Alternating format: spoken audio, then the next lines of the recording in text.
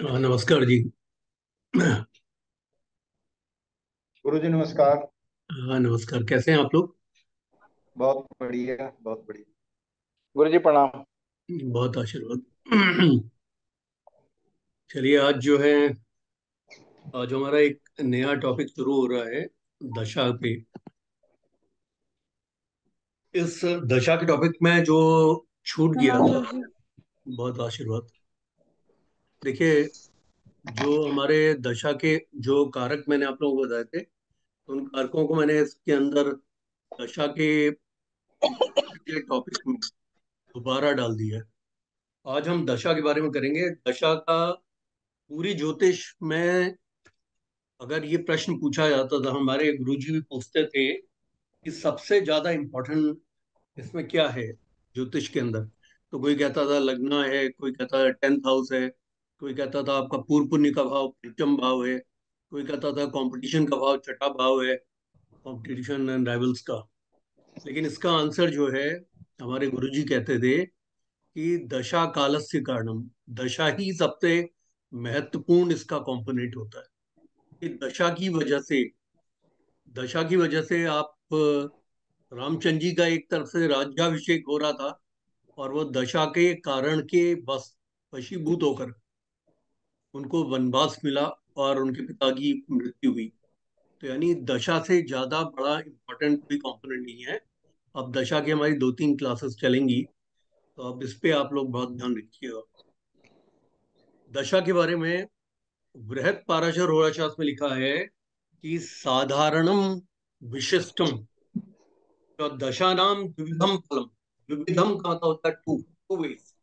द्विविधम फलम ग्रहाणाम च स्वभावेन, मतलब ग्रह के स्वभाव से, एंड स्थान स्थिति वशेंच। कहने का मतलब है कि जो ग्रह होते हैं वो दशा के अंदर दो तरह से फल देते हैं। एक तो अपने स्वभाव के अनुसार फल देते हैं, और दूसरा जो चीजें उनके वश में होती है। जैसे जहां की लॉर्डशिप है उनके वश में, जिन भावों के वो स्वामी हैं, जिन भावों पे वो बैठे हैं, जिन भावों के स्वामियों के द्वारा दष्ट हैं, जिन भावों के साथ वो युति बना रहे हैं या राजयोग बना रहे हैं, तो ये उनके वश की चीज है। तो ये बृहत पाराशर का नियम है कि साधारणम विशस्तम च दशानाम द्विविधम फलम। द्विविधम का मतलब होता है टू टू वेज फल देता है। साधारण घटना हो जीवन के अंदर या विशिष्ट घटना हो। साधारण घटना यह है कि आपने खाना खा लिया, आपने आज नहा लिया, ये आपकी साधारण घटना है। विशेष घटनाएं क्या, किसी का एक्सीडेंट हो गया, या किसी के घर में बच्चा हो गया, या कोई मांगलिक कार्य हो गया, मतलब विवाह हो गया, या कोई जो नौकरी लग गई या प्रमोशन लग गया, ये सब विशिष्ट है। तो साधारणम विशिष्टम च दशानाम द्विविधम फलम ग्रहाणाम च स्वभावेन स्थान स्थिति वशेन च। मतलब ग्रह एक तो अपने स्वभाव के फल देता है, यानी अपने कारकत्वों के फल देता है, और दूसरा जिन स्थितियों में उसका वश चलता है। तो किन स्थितियों में उसका वश चलता है? एक तो वो जिस भाव पे बैठा है, जिन भावों का स्वामी है, जिस भाव के स्वामी के साथ में युति या राजयोग बना रहा है, या जिन भावों के स्वामियों से वो दृष्ट है। तो ये उसके वश की चीज है जिसका कि वो फल देता है। और फिर इसका मतलब ये है कि उन्होंने ये कहा कि जो पीएससी कॉन्सेप्ट है ज्योतिष का, प्लेसमेंट एस्पेक्ट एंड कंजंक्शन, मतलब एक ग्रह का प्लेसमेंट क्या है, और वो किन भावों पे दृष्टि रख रहा है, या किन ग्रहों के द्वारा वो दृष्ट है, और किन ग्रहों के साथ वो युति बना रहा है। तो इसको हम कहते हैं प्लेसमेंट एस्पेक्ट एंड कंजंक्शन। इसके फल देता है। अब वो फल कितना देगा, वही बृहत पाराशर होराशास्त्र में ऋषि पाराशर ने बताया है कि ग्रह वीर्यानुसारेण फलम गेयम दशासु च। यानी ग्रह अपने वीर्य के अनुसार या अपने बाहुबल के अनुसार फलम गेयम का मतलब फल देता है दशा के अंतर्गत। ग्रह वीर्यानुसारेण फलम गेयम दशासु च, ये दूसरा नियम है। ये जो दो नियम बृहत पाराशर होराशास्त्र के ऋषि पाराशर के हैं, यही नियम पूरे पूरे दशा का फलित करने में आपको अगर आप इन दो नियमों को याद कर लें तो आप समझिए कि आपके लिए बहुत आसान हो जाएगा पूरे दशा के फलित को करने का। और जिसे दशा के फलित आ जाते हैं उसके लिए फिर ये ज्योतिष बहुत आसान विषय है। अब दशा का फल करने के पहले सबसे पहले आपको जो है कुंडली का अध्ययन करना होता है। कुंडली में आपको देखना होता है कि कुंडली के किन भावों में स्ट्रेंथ है और कौन से भाव हमारे वीक है। तो स्ट्रेंथ और वीकनेस का आपको मालूम ही है कि मैंने आप लोगों को बताया कि जिस भाव में भी पाप कर्तरी होगा, यानी उसके द्वितीय और द्वादश में पाप ग्रह होंगे, जिस ग्रह का स्वामी जो है वो त्रिक भावों में, दुख भावों में बैठा होगा, जिस ग्रह का स्वामी जो है पापी ग्रहों के साथ बैठा होगा, जिस ग्रह का स्वामी पापी ग्रहों से ग्रस्त होगा, उस भाव की स्ट्रेंथ कम हो जाएगी, यानी कि काफी निकृष्ट हो जाएगी। और जिन भावों का स्वामी जो है त्रिकोण में, केंद्र में, द्वितीय में, एकादश में बैठा हो, जिस भावों का स्वामी जो है शुभ ग्रहों की युति में हो, शुभ ग्रहों के साथ में योग बनाता हो, जिन भावों का स्वामी जो है शुभ ग्रहों से द्रष्ट हो, वो भाव स्ट्रेंथ के होते हैं। तो सबसे पहले आपको केंद्र त्रिकोण, आपको सबसे पहले ये देखना होता है कि कौन सा ऐसा ग्रह है जो कि त्रिकोणों में बैठा है जिसे कि त्रिकोण का बल मिल रहा है, और कौन से ऐसे ग्रह हैं जो कि केंद्र में बैठे हैं जिन्हें केंद्र बल प्राप्त हो रहा है, स्थान बल होता है केंद्र बल प्राप्त हो रहा है। तो वो ग्रह जो है स्ट्रांग होते हैं, तो वही ग्रह अपनी दशाओं के अंतर्गत आपको अच्छे फल देते हैं। केंद्र भाव जो है वो मटेरियल गेन्स के लिए बहुत अच्छे माने गए हैं, और जो त्रिकोण बल जब ग्रहों को मिलता है तो वो जो है स्ट्रांग माने जाते हैं आप स्पिरिचुअल लाइफ के लिए, एजुकेशन के लिए, यश कीर्ति मान सम्मान के लिए, समाज में आपकी इज्जत के लिए, इन सब के लिए वो स्ट्रांग माने जाते हैं। इसके बाद ये आता है कि जब आपने देख लिया कि किन भावों को के स्वामी जो हैं स्ट्रांग हैं, स्ट्रेंथ में, तो फिर उन भावों का आपने ये देखना होता है कि उन भावों की दशाएं पड़ रही हैं कि नहीं पड़ रही। दशाएं हमेशा जो हैं चंद्रमा के नक्षत्र पर आधारित होती है। चंद्रमा जिस नक्षत्र में होता है उस नक्षत्र की दशा जन्म काल की दशा होती है। जैसे चंद्रमा अगर अश्विनी नक्षत्र का है, मघा का है, मूल का है, यानी केतु के नक्षत्र का है, तो जन्म काल की दशा केतु से प्रारंभ होगी। अगर वो भरणी का है चंद्रमा, उत्तरा फागुनी का है, उत्तराषाढ़ा का है, यानी शुक्र के नक्षत्र का है, तो जन्म काल की जो दशा होगी वो शुक्र के नक्षत्र की होने की वजह से शुक्र से प्रारंभ होगी। अगर वो कृतिका का है, उत्तरा फागुनी का है, उत्तराषाढ़ा का है, तो उसका मतलब दशा काल में जो दशा पड़ेगी वो सूर्य की पड़ेगी। इसके अलावा अगर वो जो है वो मृगशिरा का है, धनिष्ठा का है, और चित्रा का और धनिष्ठा का है, अगर वो मृगशिरा, चित्रा या धनिष्ठा का है, मंगल का है चंद्रमा, उनके नक्षत्रों का है, तो इसका मतलब दशा काल जो है वो मंगल की दशा से प्रारंभ होगा। ये चरणों पे आधारित होता है। अगर वो प्रथम चरण का है तो इसका मतलब है कि प्रथम चरण का होने का मतलब है 200 मिनट्स की जो दशा है, 1/4 ऑफ की दशा वो भोग्य है, वो भोग्य है, और जो 3/4 दशा है वो भोग्य है। अगर वो दूसरे चरण का है तो 50% दशा वो भोग, पिछले जन्म में भोग गया है, 50% जो है दशा उसको इस जन्म में भोगनी है। दशाओं का जो सीक्वेंस होता है वो आचम भूरा वृष भूकेशु, इस ऑर्डर में चलता है। इसी को कृतिकादि ऑर्डर कहते हैं, क्योंकि इसमें आदित्य से शुरू होता है। आ का मतलब आदित्य, दूसरा च का मतलब चंद्रमा, भौ का मतलब भौम या मंगल, और मंगल के बाद में आता है राहु, और राहु के बाद में आता है बृहस्पति, बृहस्पति के बाद में आता है शनि की दशा, शनि की दशा के बाद में आती है बुध की, बुध के बाद में केतु की, और केतु के बाद में शुक्र। इसमें आचम भूरा वृष बुकेशु, ये आपको रटना पड़ेगा। आचम भूरा वृष बुकेशु, ये दशा का ऑर्डर है। आदित्य की दशा यानी सूर्य की दशा 6 वर्ष की होती है। छ का मतलब चंद्रमा, चंद्रमा की दशा 10 वर्ष की होती है। भो मतलब भौम, भौम का मतलब मंगल की दशा 7 वर्ष की होती है। राहु की दशा 18 वर्ष की होती है। बृहस्पति की दशा 16 वर्ष की होती है। शनि की दशा 19 वर्ष की होती है। बुध की दशा 17 वर्ष की होती है। केतु केतु की दशा मंगल की तरह 7 वर्ष की होती है। और शुक्र शुक्र की दशा 20 वर्ष की होती है। इसका टोटल है 120 वर्ष। इसी को हम कहते हैं विमशोत्तरी दशा।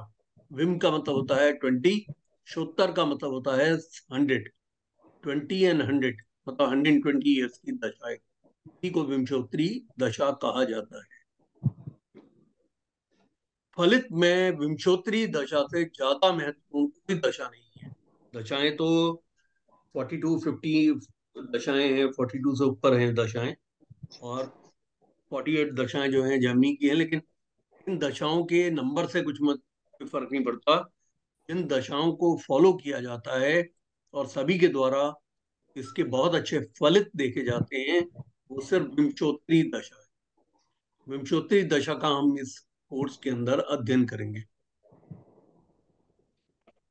लिख लीजिए आप, विंशोत्तरी दशा। विम का मतलब 20, शोत्तर का मतलब होता है 100।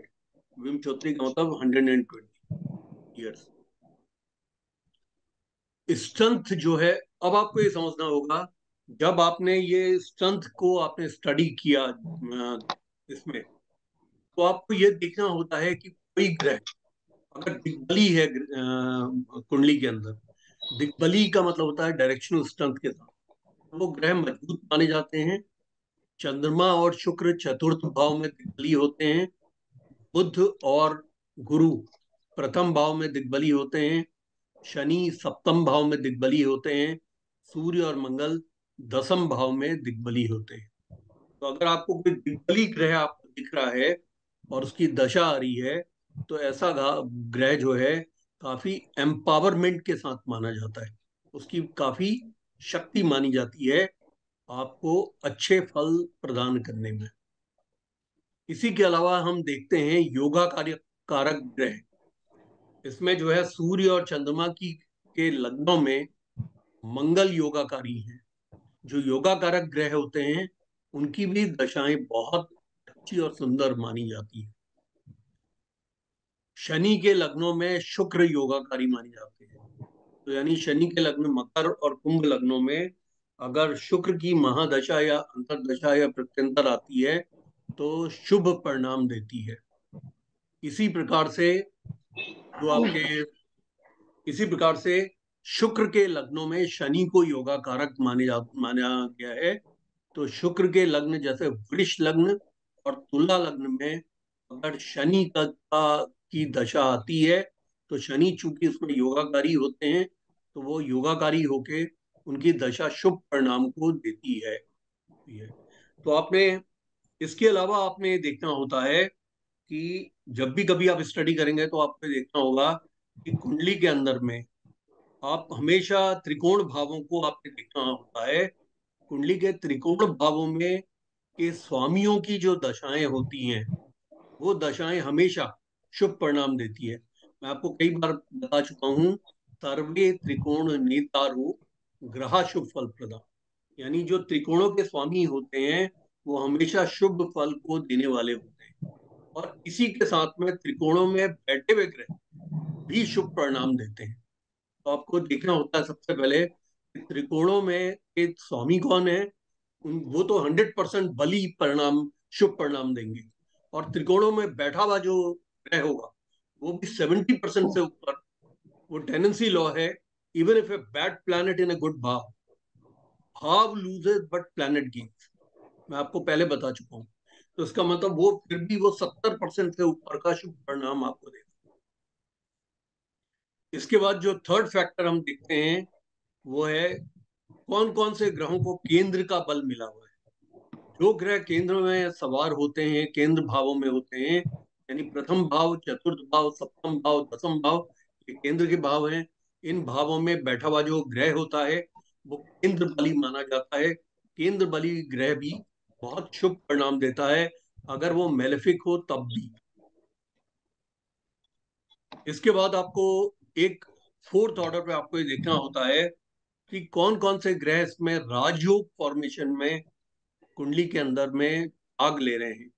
जो ग्रह राजयोग बनाते हैं, राजयोग का चैप्टर इसके बाद आएगा, अब उसमें आपको पता चल जाएगा। जो ग्रह भी राजयोग बनाते हैं कुंडली के अंदर, वो राजयोग बनाने वाले दोनों ही ग्रह अपनी दशाओं के अंतर्गत, चाहे वो दशा महादशा हो, अंतरदशा हो, प्रत्यंतर दशा हो या सूक्ष्म दशा, उसमें वो राजयोग के फल प्रदान करते हैं। इसके बाद आपको एक बात और देखनी होती है कि जो बैठ भाव हैं, जैसे त्रिक भाव हैं, त्रिषडाई भाव हैं, इन भावों के स्वामी अगर एक दूसरे भाव पे बैठ बैठ जाते हैं तो वो विपरीत राजयोग बनाते हैं। जैसे छठे का स्वामी अगर अष्टम में बैठ जाए और अष्टम का स्वामी अगर द्वादश में बैठ जाए, या द्वादश का स्वामी अगर छठे में या आठवें में बैठ जाए, तो ये इस स्थिति के अंतर्गत विपरीत राजयोग की स्थिति बनती है। और हर्ष विमल सरल, हर्ष सरल विमल, ये तीन विपरीत राजयोग हैं। इन विपरीत राजयोगों में तकलीफों के बावजूद एक व्यक्ति अपने जीवन को ऊपर उठाने में सक्षम होता है। पॉलिटिशियंस की हॉरोस्कोप में आपको यह ज्यादातर दिखाई पड़ता है कि विपरीत राजयोग काफी बनते हैं उनकी कुंडलियों में। तो वो इलेक्शंस की विपरीत परिस्थितियों में भी जीत कर लोगों पर शासन शासन करते हैं। इसके बाद फोर्थ ऑर्डर में आपको ये देखना होता है कि बर्थ के समय पे क्या दशा व्यक्ति को आ रही है। वो दशा का जो ग्रह होता है बर्थ का, जिसकी भोग्य दशा, भुक्त दशा, जो भोगने वाली दशा है, और जो वो दशा भोग्य, भोग्य दशा यानी कि जो भोगने वाली है, और भुक्त दशा जो भुक्त होता है, वो जो ग्रह है वो भी कुंडली का एक महत्वपूर्ण ग्रह होता है और अपनी दशाओं के अंतर्गत शुभ परिणाम देता है और उसे एक इम्पॉर्टेंट प्लैनेट माना जाता है। इसके बाद आपको ये देखना होता है कि पूरे उसके जीवन में 80 वर्ष का अगर आप एवरेज आयु उसकी मानते हैं, तो उस 80 वर्ष की आयु में उसको किन किन ग्रहों की महादशा पड़ने वाली है। क्या वो ग्रह जो है त्रिकोणों में, केंद्रों में विराजित हैं? क्या ग्रह राजयोग बना रहे हैं? क्या ग्रह जो है सबल हैं, स्ट्रेंथ में हैं? क्या दिग्बली हैं? क्या ग्रहों की स्थिति अच्छे भावों पे बैठी है? तब इसका मतलब इस व्यक्ति के जीवन में जीवन पर्यंत उसको सुख का आभास होगा, शुभ परिणाम मिलेंगे। और वहीं आपको देखना होता है कि अगर ऐसी स्थिति है तो आपको उन दशाओं को नोट करना होता है जो दशाएं सुदृढ़ होती हैं और स्ट्रेंथ की होती हैं। और वो स्ट्रेंथ की दशाओं के अंतर्गत उस व्यक्ति को शुभ परिणाम मिलना है, वो आपने नोट कर लेना है कि वो दशा कब से कब तक पड़ रही है। फिर अगर ऐसा कोई ग्रह नहीं आ रहा है महादशा के अंदर, क्योंकि महादशाएं लंबी होती हैं, मैंने आपको बताया कि आदित्य यानी सूर्य की दशा सबसे छोटी है 6 वर्ष की, चंद्रमा की दशा 10 वर्ष की, मंगल की दशा और केतु की दशा 7-7 वर्ष की, मंगल की दशा आती है फिर 7 वर्ष की, उसके बाद राहु की दशा 18 वर्ष की, उसके बाद में बृहस्पति की दशा 16 वर्ष की, उसके बाद शनि की दशा 19 वर्ष की, उसके बाद बुध की दशा 17 वर्ष की, उसके बाद केतु की दशा 7 वर्ष की, और उसके बाद जो है शुक्र की दशा 20 वर्ष की। अगर इन ग्रहों की दशाएं उसको नहीं पड़ी, तो अंतर दशा में आपने देखना है कि जो ग्रह उसकी कुंडली में स्ट्रेंथ में है, क्या उनकी दशाएं अंतर दशा में आ रही हैं या नहीं। अगर वो अंतर दशा में वो दशाएं आ रही हैं, तो उन अंतर दशाओं का टाइमिंग आपको नोट करना है, क्योंकि उस समय भी उस व्यक्ति को शुभ परिणाम मिलेंगे। मैंने आपको बता दिया कि इसको देखने के लिए ग्रहों को, कि ग्रह जो है शुभ जगहों पे बैठे हों, केंद्र में, त्रिकोण में, द्वितीय में, एकादश में। इसी प्रकार से आपने देखना होता है कि ग्रह को राजयोग बना रहे हैं, ग्रह जो है वो दिग्बली हैं कि नहीं है। ग्रहों के साथ में जो है युति में कोई शुभ ग्रह है, शुभ ग्रहों के द्वारा दृष्ट हैं, उसके जो भाव हैं वो पाप कर्तरी नहीं है, वो जो है त्रिक भाव में नहीं बैठा, शुभ भावों में नहीं बैठा, त्रिषडाई में नहीं बैठा। त्रिषडाई में मैंने एकादश भाव का बता दिया। एकादश भाव जो है वो मटेरियल गेन के लिए बहुत अच्छा माना जाता है। 9 के 9 ग्रह 11वें भाव में अच्छे फल परिणाम देते हैं, किंतु वो रिलेशनशिप और हेल्थ को खराब, रिलेशनशिप और हेल्थ के लिए त्रिशटाई भाव के एकादश भाव में बैठे हुए ग्रह अच्छे नहीं माने जाते। लेकिन अगर ऐसी स्थिति है कि तीसरे का स्वामी छठे में बैठा हो, छठे के स्वामी एकादश में बैठा हो, तो ये स्थिति भी विपरीत राजयोग में आती है। छठे का स्वामी अष्टम में बैठा हो, अष्टम का 12वें में बैठा हो, 12वें का छठे में बैठा हो, इस तरह की स्थितियों में भी विपरीत राजयोग बनता है। तब भी दुख और स्थितियों को से उबर कर आदमी शुभ परिणाम को प्राप्त करता है। इसके बाद जो है आपको देखना होता है कि आपने देखना होता है कि कौन से जो ग्रह हैं वो उसके खराब ग्रह हैं, उनकी दशाएं कब आ रही। कोई महादशा तो नहीं पड़ रही उसको खराब ग्रहों की, दुख भाव में बैठे हुए ग्रहों की, जो कि विपरीत राजयोग में नहीं है। दुख भाव में और ऐसे ग्रह जो मेलेफिक्स हैं, लेकिन त्रिकोण और केंद्र में बैठकर मेलेफिक्स के साथ बैठे हैं, यानी पापी ग्रहों के साथ बैठे हैं, पापी ग्रहों से ग्रस्त हैं, तो उस भाव विशेष पे वो भेद कर रहे हैं। अगर ऐसी स्थिति अगर आपको दिखाई पड़ती है तो उसका मतलब उन दशाओं को भी आपको नोट करना होता है, क्योंकि वो दशाएं महादशा में चाहे वो ग्रह आए, अंतरदशा में आए, प्रत्यंतर में आए या सूक्ष्म में आए, तो व्यक्ति को दुख की स्थितियों से निकल में लेकर आता है। दूसरा, एक एक्सेप्शन रूल जो है मानसागरी में दिया है वो है त्रिकटे एक, तीसरे छठे 11वें के लिए एक रूल है मानसागरी का, त्रिकटे एकादशे। त्रिकटे का मतलब होता है तीसरा, और खठे का मतलब होता है, खट का मतलब है छठा, एकादशी का मतलब होता है एकादश भाव। त्रिकटे एकादशे भौम, त्रिकटे भौमा का मतलब मंगल, त्रिकटे एकादशे सौरा, सौरा का मतलब होता है शनि, त्रिकटे एकादशे राहु, यानी कि राहु, और त्रिकटे एकादशे रवि, यानी कि रवि का मतलब होता है सूर्य। सर्वान अरिष्टान निहंत्याशु, यानी कुंडली के जितने भी अरिष्ट होते हैं उन अरिष्टों के ऊपर वो विजय प्राप्त करने में व्यक्ति को आसानी देते हैं। तो ये श्लोक मानसागरी का है। जिस मानसागरी में उन्होंने लिखा है त्रिकटे एकादशे भौम, त्रिकटे एकादशे सौर, त्रिकटे एकादशे राहु, त्रिकटे एकादशे रवि, सर्वान अरिष्टान निहंत्याशु, यानी कुंडली के जितने भी अरिष्ट होते हैं या नेगेटिव पॉइंट्स होते हैं उनको वो पूरी तरह से एनिहिलेट करते हैं, समाप्त करते हैं।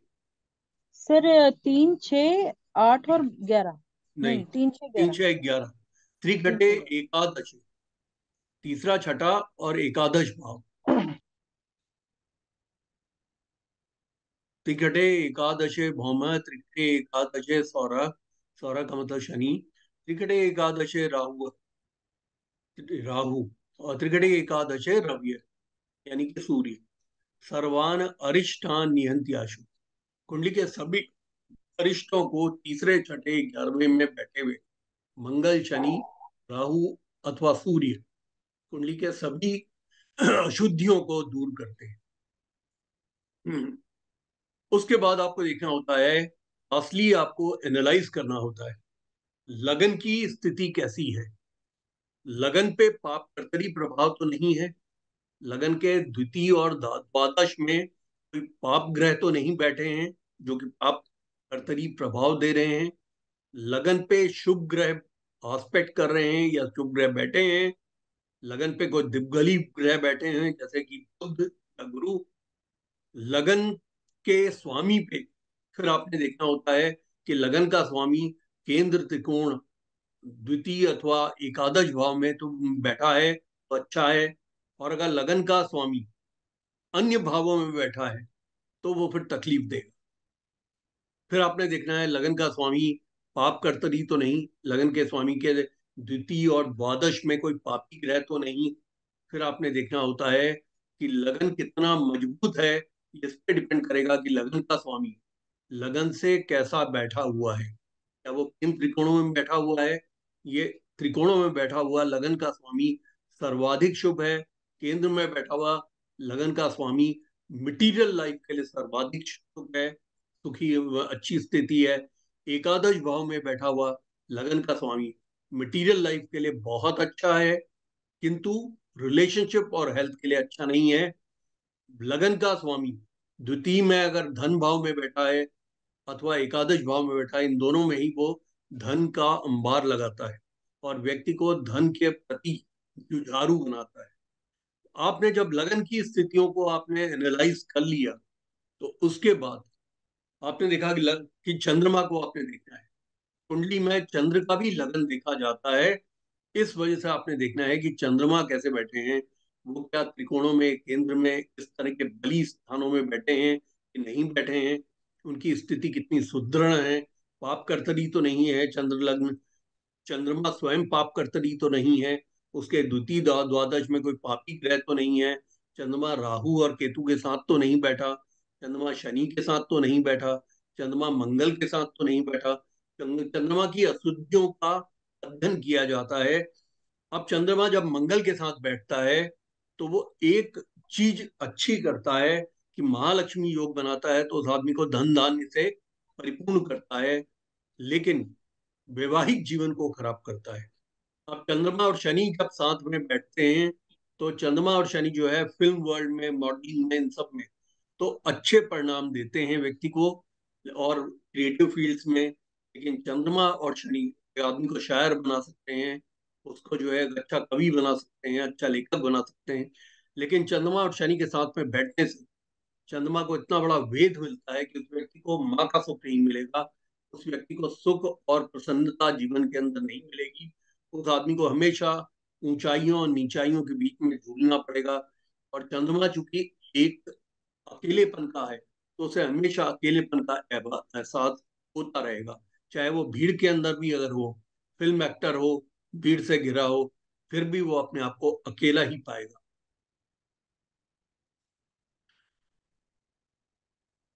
तो ये कुछ ऐसे नियम सर हैं जिन नियमों को देखा जाता है। हाँ बोलिए। सर ये चंद्रमा और शनि लाइक दोनों ये प्लैनेट्स एक साथ बैठे हैं या राशि, या प्लैनेट और राशि नहीं, एक साथ बैठे हैं। प्लैनेट दोनों अगर एक प्लैनेट्स है? साथ बैठे।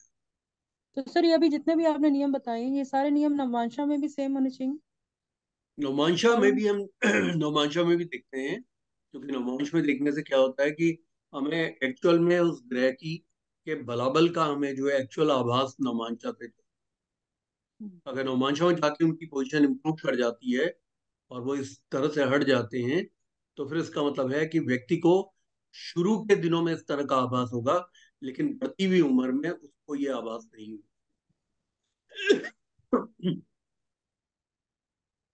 अगर आपने देखा कि किसी का लगन भी कमजोर है और चंद्र लगन भी कमजोर है, तब आपको सूर्य लगन को देखना होता है। सूर्य चूंकि प्रथम भाव के कारक हैं, तो वो बहुत महत्वपूर्ण ग्रह हैं। और सूर्य लगन अगर किसी का बलवान है, तो वो लगन और चंद्रमा के लगन के बलहीन होने के बावजूद व्यक्ति को जीवन में ऊपर उठा देता है और अच्छे स्वास्थ्य की तरफ ले जाता है, यश कीर्ति मान सम्मान और गुड हेल्थ की तरफ ले जाता है। तो आपको जो है तभी उन स्थितियों में सूर्य को देखना है, सूर्य के लगन को देखना है, जब आप एक व्यक्ति की आयु को देख रहे हैं, उसके स्वास्थ्य को देख रहे हैं, और आप ये देख रहे हैं कि उसको स्वास्थ्य से संबंधित परेशानियां कब होने वाली हैं। और इसी प्रकार से जब उसे कोई स्वास्थ्य की परेशानी है या सरकार से संबंधित कोई परेशानियां पड़ रही हैं, उसमें सूर्य लगन बहुत महत्वपूर्ण बन जाएगा। और सूर्य लगन फिर महत्वपूर्ण बन जाएगा अगर लगन और चंद्र लगन कमजोर है। और सूर्य लगन अगर प्रबल है, तो सूर्य लगन अपने आप में व्यक्ति को ऊंचाइयों पे उठा देता है। सर इसका मतलब ये हो गया कि प्रिडिक्शन में अपने मतलब लगन को छोड़ के चंद्रमा और सूर्य लगन को भी देखेंगे नवमांशा के साथ। हाँ, वो हम जो है चंद्र चंद्र लगन, असल में क्या होता है कि चंद्रमा मानसो जायते मन का कारक है वो। तो चंद्र लगन को देखने से आपको एक आदमी के हैप्पीनेस किन भावों से मिलेगी उसका अंदाजा लगता है। चंद्र लगन की कुंडली बनाने पे जो भाव आपके स्ट्रेंथ में होंगे, स्ट्रांग होंगे, केंद्र त्रिकोण में बैठे होंगे, उनका स्वामी अच्छी स्थितियों में होगा चंद्र लगन की कुंडली में, तो आप कह सकते हैं कि इन चीजों से इस व्यक्ति को जीवन में प्रसन्नता का अनुभव होगा। और ये कितने स्ट्रांग जीवट वाला व्यक्ति है, ये कितना स्ट्रांग विल एंड डिटर्मिनेशन का व्यक्ति है कि एडवर्स सिचुएशंस में, खराब सिचुएशंस में भी अपने आप को उभार पाएगा और लड़ पाएगा। अगर सूर्य और चंद्रमा के लगन अगर आपको कमजोर दिख रहे हैं, तब आप इसके लगन और चंद्रमा का लगन आपको कमजोर दिख रहा है, तब आपको सूर्य लगन का को स्टडी करना होता है, ये देखने के लिए कि उस व्यक्ति को सूर्य लगन इन दोनों लग्नों के कमजोर होने पे भी व्यक्ति को उठा सकता है। उसको यश मान कीर्ति सम्मान समाज में स्थिति पावर पोजीशन वो सब दे सकता है, गुड हेल्थ दे सकता है, लॉन्जिविटी एंड इम्यूनिटी दे सकता है। तो इस स्थिति में सूर्य को देखा जाता है। और सूर्य लगन को दूसरी किस स्थिति में देखा जाता है?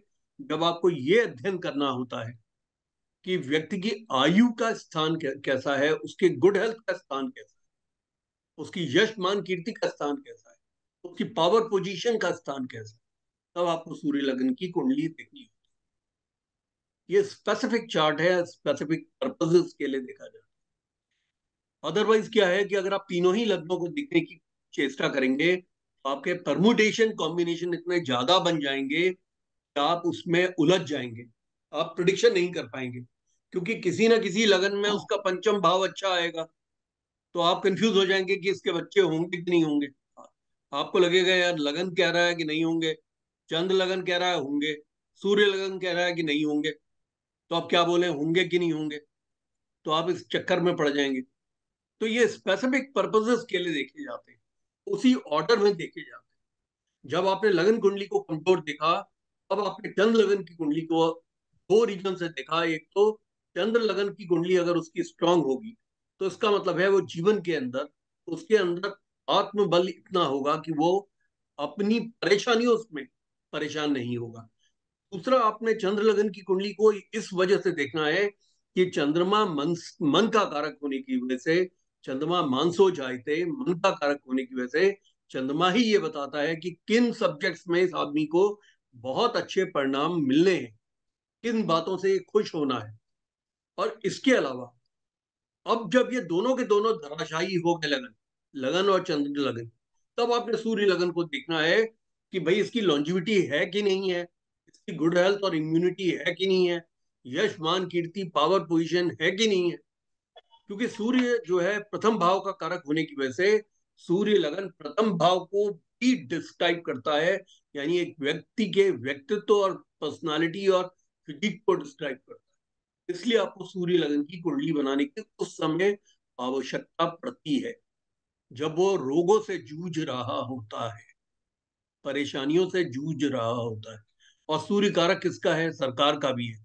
जब वो सरकारी परेशानियों में जूझ रहा होता है, तब आपको सूर्य लगन की कुंडली को देखना होगा।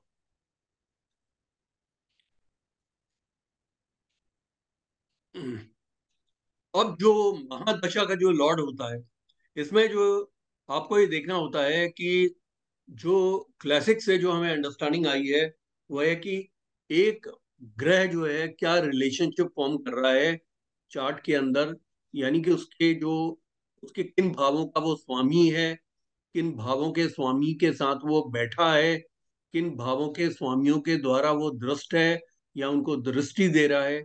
तो आपको ये देखना होता है, तब आप निकाल पाते हैं कि उसके जीवन के अंदर महादशा में क्या प्रभाव पड़ेंगे। और यही एक कारण है कि आप ये देखते हैं महादशा के बदलने पे या अंतरदशा के बदलने पे जीवन के अंदर मल्टीपल इफेक्ट्स एक आदमी के जीवन में आते हैं। वो विदेश यात्रा भी करता है तो उधर उसको टैक्स का भी समन आ जाता है, और उसी समय पे उसके घर में चोरी भी हो सकती है या उसके वहां पे किसी का एक्सीडेंट भी हो जाता है।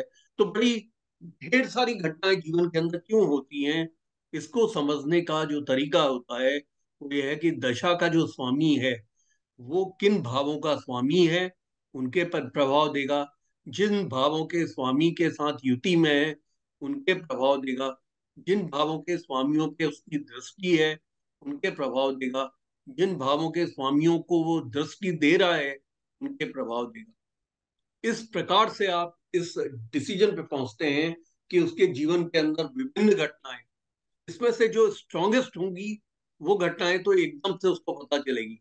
वही साधारणम विशिष्टम च दशा नाम द्विविधम फलम। आपने साधारण हो या विशिष्ट घटना हो, दशा ने दो तरह के फल देने हैं, साधारण घटना भी देनी है और विशिष्ट घटना भी उसके जीवन में देनी है।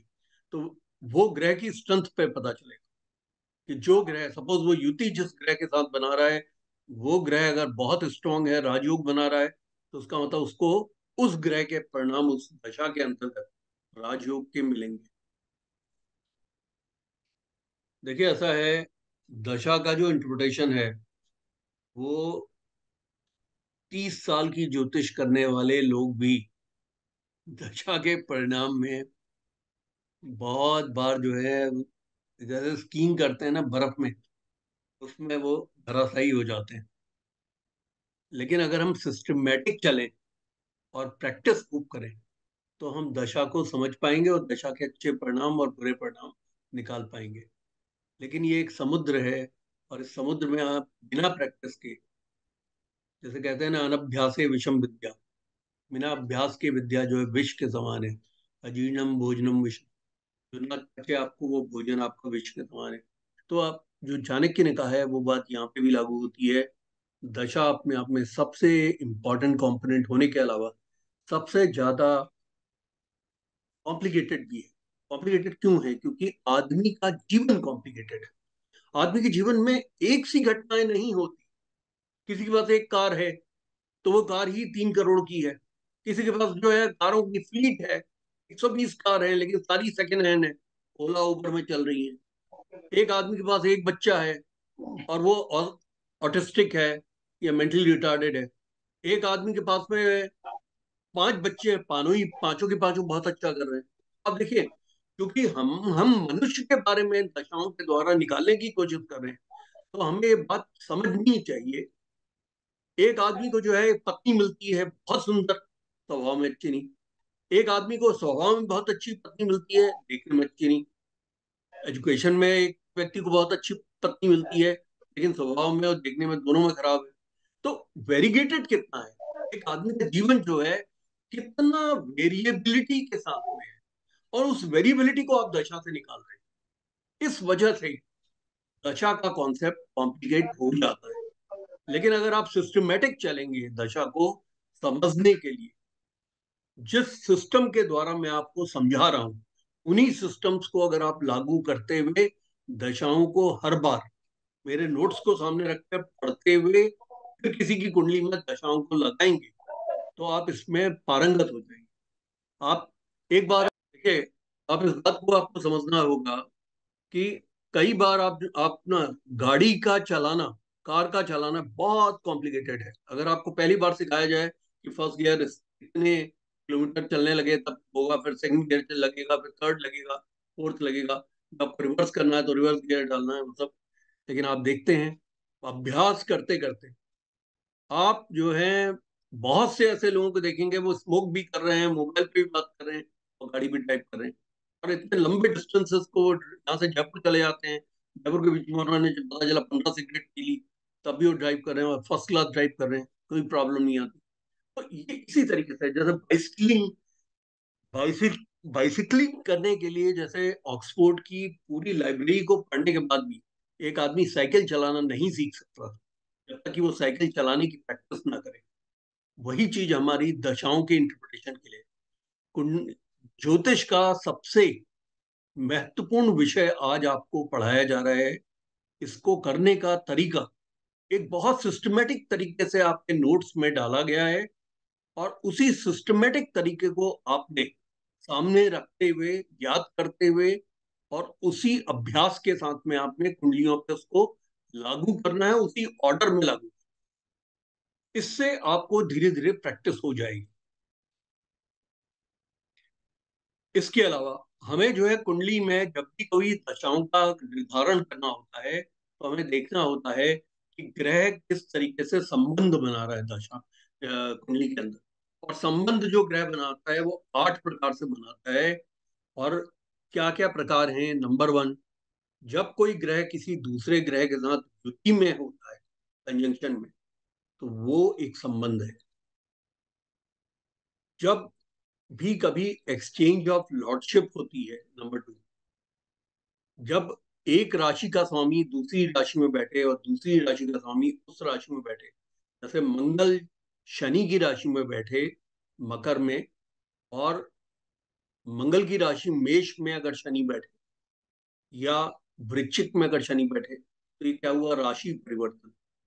तो ये भी एक योग की प्रकृति है, युति की प्रकृति है। इसके अलावा अगर दो ग्रहों के नक्षत्र आपस में संबंध बनाते हैं, जैसे कहने का मतलब है सूर्य, राहु तो उत्तरा फाग्नि का है सूर्य के नक्षत्र का, और सूर्य जो है वो सदभिषा का है, यानी कि राहु के नक्षत्र का। तो उसका मतलब राहु और सूर्य का एक संबंध बन गया, यानी कि वो युति बन गई।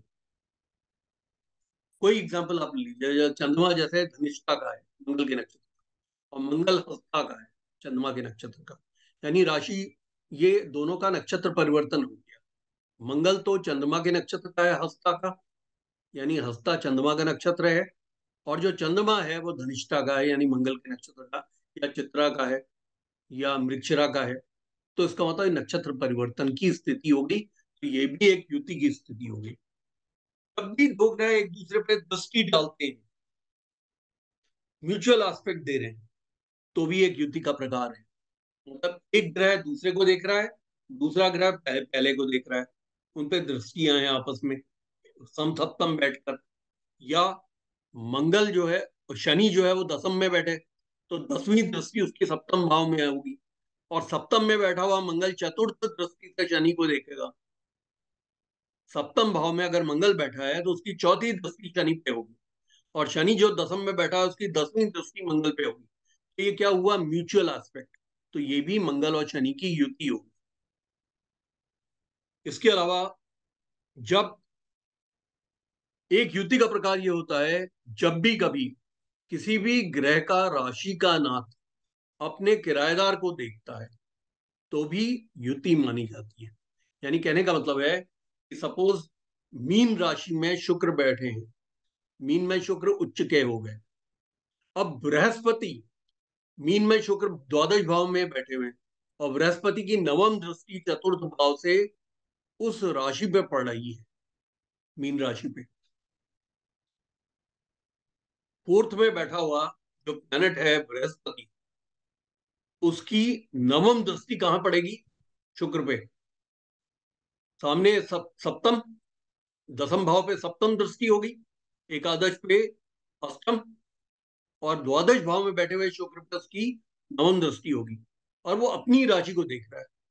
कहने का मतलब हो गया कि ऐसा बृहस्पति जो कि उच्च के शुक्र को देख रहा है मेष लगन के अंदर, और वो बृहस्पति भी उच्च का बैठा हुआ है चतुर्थ भाव में, तो आप क्या बोलेंगे, यहाँ उच्च का होना आवश्यक नहीं है, यहाँ सिर्फ ये है डिस्पोजिटर आस्पेक्टिंग द टेनेट। यानी कहने का मतलब है मंगल की, सपोज मंगल की दृष्टि, ऐसे आप लगा लीजिए कि मंगल की जो दृष्टि है वो तुला लगन के अंदर, वो लगन पे बैठा हुआ मंगल है, और वो मेष राशि को देख रहा है सप्तम दृष्टि से, और वहां पे शनि बैठे हैं मेष में, तो आप क्या बोलेंगे, तो ग्रह अपने टेनेंट को देख रहा है। ग्रह अपने टेनेंट को देख रहा है, शनि एक टेनेंट है, और मंगल जो है उसके मालिक हैं सप्तम भाव में मेष राशि के। तो जब ग्रह अपने टेनेंट को देखता है, अपने किराएदार को देखता है, डिस्पोजिटर, यानी कि इस राशि का स्वामी जब अपने किराएदार को देखता है, वो भी एक युति का प्रकार है। के बाद मैंने आप लोगों को बताया था कि आप ब्लू पेन से आप जो है D1 में आप ग्रहों को पोस्ट कर लीजिए, और D9 के प्लैनेट्स को आप रेड पेन से पोस्ट कर लीजिए। सपोज किसी एक राशि के अंदर दो ग्रह बैठे हैं, नवमांश का ग्रह भी उसी राशि में बैठा है, और ब्लू पेन से लिखा हुआ D1 का प्लैनेट भी उसी राशि में बैठा है। जैसे यूं समझिए कि कुंभ राशि के अंदर, सपोज कुंभ राशि के अंदर सूर्य बैठे हैं, और नवमांशा में कुंभ राशि के अंदर शनि बैठे हैं। तो ये शनि और सूर्य जब आप ब्लू पेन से भरेंगे तो आप शनि को, सूर्य को आप भरेंगे कुंभ राशि में, और रेड पेन से भरेंगे तो आप शनि को भरेंगे कुंभ राशि में। तो ये दोनों एक राशि में हो गए, तो ये भी युति में माने जाते हैं। उसी राशि के अंदर अगर कोई ग्रह जीवन में है और उसी राशि में अगर ग्रह D9 में भी है तो वो दोनों के दोनों एक युति में माने जाते हैं। अब जैसे सूर्य अगर एरी साइन में जो है उच्च का हो जाता है, एक और युति का प्रकार है, वो है सूर्य जैसे एरीज में उच्च का हुआ और सूर्य वहां बैठ गया, D9 के अंदर सूर्य बैठ गया कर्क राशि के अंदर, नवमांश के अंदर, तो सूर्य का संबंध चंद्रमा के साथ भी माना जाएगा। सूर्य की युति चंद्रमा के साथ भी मानी जाएगी। ये नियम फर्क है। इस नियम का ये मतलब है कि आपकी किसी भी कुंडली के अंदर, इसके लिए मैं आपको एक कुंडली दिखाता हूं यहाँ पे, तो उससे आपको ये समझ में आ जाएगा। कुंडली वाला तो खुला ही नहीं है, तो अब खुल भी नहीं सकता इसमें, तो मैं अगली क्लास में खोल के दिखा दूंगा। एक्चुअली रिकॉर्डिंग के समय ना वो खुल नहीं सकता वो। कोई ऐसे बात नहीं आपको, गुरु जी, नो ऐसे प्रॉब्लम। मैं आपको समझाता हूँ। आप देखिए, आप किसी, मतलब आपको दो तीन एग्जांपल दूंगा, आपको समझ में आएगा। सूर्य जो है D1 चार्ट के अंदर में एरीज में है, और सूर्य D9 चार्ट के अंदर में कर्क राशि में। तो इसका क्या मतलब हुआ कि सूर्य की युति मानी जाएगी D9 चार्ट के डिस्पोजिटर से, यानी D9 चार्ट में बैठी हुई राशि के स्वामी से सूर्य युति का माना जाएगा चंद्र के साथ। अब आप एग्जांपल देख लीजिए कि सूर्य अगर बैठे हैं वृक्ष राशि के अंदर D1 चार्ट के अंदर, और सूर्य बैठे हैं D9 चार्ट के अंदर, सूर्य बैठे हैं कुंभ राशि के अंदर, तो सूर्य की युति जो है, ये युति मानी जाएगी कि सूर्य की जो एक युति है वो शनि के साथ भी है। मतलब ग्रह जो है नवमांश के अंदर जिस राशि में बैठा है, उस राशि के स्वामी के साथ उसकी युति मानी जाती है। बस ये मोटा मोटी बात होगी। सूर्य की, सूर्य D1 में जिस राशि में है, उस राशि के डिस्पोजिटर के साथ तो उसकी मित्रता है ही है। वो मित्र, वो उसके साथ संबंध तो बन ही गया उसका, क्योंकि उसका राशि का नाथ ही वो प्लैनेट है। तो उस राशि के नाथ के साथ में उसका एक संबंध है, क्योंकि वो राशि का नाथ उसका डिस्पोजिटर। अब नवमांश में जो उसका डिस्पोजिटर है, जिस राशि में बैठा है वो, उस राशि के नाथ के साथ भी उसका एक शुभ शुभ संबंध माना जाएगा। अब आपको दशा के अंदर नेक्स्ट जो आपको समझना है, वो पॉइंट ये होता है कि नक्षत्र लॉर्ड जो होता है किसी भी ग्रह का दशा के अंदर, वो बहुत महत्वपूर्ण माना जाता है, जो कि अपने टर्म्स को प्लेनेट के ऊपर हावी करता है। क्योंकि मैंने आप लोगों को पिछली क्लास में बताया था कि नक्षत्र का स्वामी उसका एटीट्यूड ऑफ ब्रेन है। पिछली क्लासेस में मैंने आप लोगों को बताया था किसी भी ग्रह का जो एटीट्यूड है, जो उसका ब्रेन है, जो उसका डायरेक्शन है, वो उसका नक्षत्र का स्वामी है। नक्षत्र का स्वामी इतना महत्वपूर्ण ग्रह है कि जब भी कभी आप दशा देख रहे हैं, तो आपको जिस प्लैनेट की दशा आ रही है, उसके नक्षत्र के स्वामी को देखने की आवश्यकता है। अगर उसका नक्षत्र का स्वामी 6 8 12 में बैठ गया, तो इसका मतलब ये हुआ कि ये नक्षत्र का स्वामी अपने ग्रह को बोलेगा उस ग्रह को, चाहे वो ग्रह शुभ हो। जैसे शुक्र है, शुक्र का नक्षत्र का स्वामी शनि है और छठे में बैठा है या आठवें में बैठा है, 12वें में बैठा है, तो उसको बोलेगा कि तुम ऐसी हरकतें करो जिससे तुम अस्पताल पहुंचो, ऐसी हरकतें करो जिससे कि तुमको एक्सीडेंट हो, ऐसी हरकतें करो जिससे तुम्हारा झगड़ा हो, लिटिगेशन हो, प्रॉब्लम हो। क्योंकि 6 8 12 क्या है, दुख भाव है। नक्षत्र का स्वामी जो डिसीजन लेता है दिमाग में, वो उन डिसीजंस को एनफोर्स करता है प्लेनेट के ऊपर। और पूरा कृष्णमूर्ति पद्धति सिस्टम इसी नक्षत्रों के डिसीजन मेकिंग पे आधारित है। पूरा कृष्णमूर्ति ने कृष्णमूर्ति जी ने इस बात पर इतनी रिसर्च की और उन्होंने इस बात को प्रूव कर दिया। जैसे मैं आपको बताऊं, कृष्णमूर्ति पद्धति में जैसे शुक्र है, एक व्यक्ति का शुक्र जो है 10वें भाव में वृष राशि का है, सिंह लगन की कुंडली है। जिस ज्योतिषी के पास गया वो पाराशरी के सारे ज्योतिषी उसको ये कहने लगे कि भाई आपको तो 20 साल की शुक्र की महादशा पड़ने वाली है, और शुक्र वृष राशि के हैं, अपनी ही राशि के हैं और दसम भाव के हैं। आपका तो काम इतना बढ़ेगा कि आप जो है जीवन में 20 वर्ष में महाराजा बन जाएंगे। दशा प्रारंभ हुई, दशा प्रारंभ होने के बाद उसको इफेक्ट क्या मिला, अब मैं आपको बताता हूं। वृष राशि के अंदर एक नक्षत्र आता है कृतिका, सूर्य का 3 चरण पड़ते हैं। ये शुक्र कृतिका नक्षत्र का था और यह सूर्य उसका अष्टम भाव का था। दशा के प्रारंभ होते ही पिता को उसने लूज कर दिया। दशा प्रारंभ हुई और पिता ही सारे बिजनेसेस को संभालता था। पिता के जाने से सारे बिजनेस पे चाचाओं का, ताऊओं का, इनका कब्जा हो गया। धन की इतनी हानि भी। दूसरा, सूर्य सरकारी प्लेनेट है, सरकार के।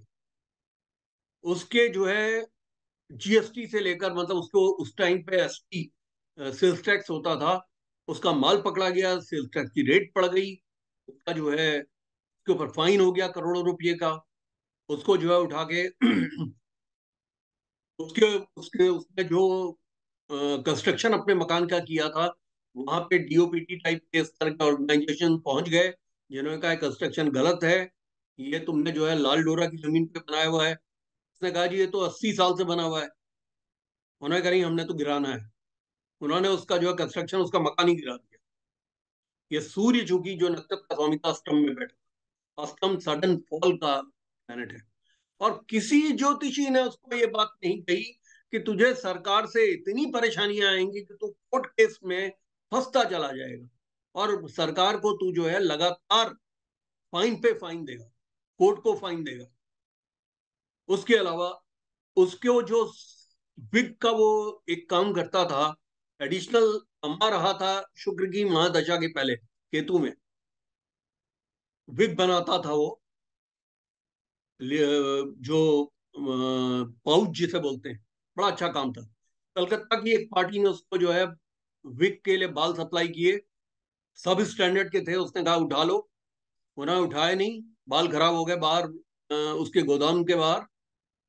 उन्होंने चालाकी करके उसके इस मैनेजर को, अकाउंट मैनेजर को मिला लिया और उससे साइन ले लिया रिसीविंग का।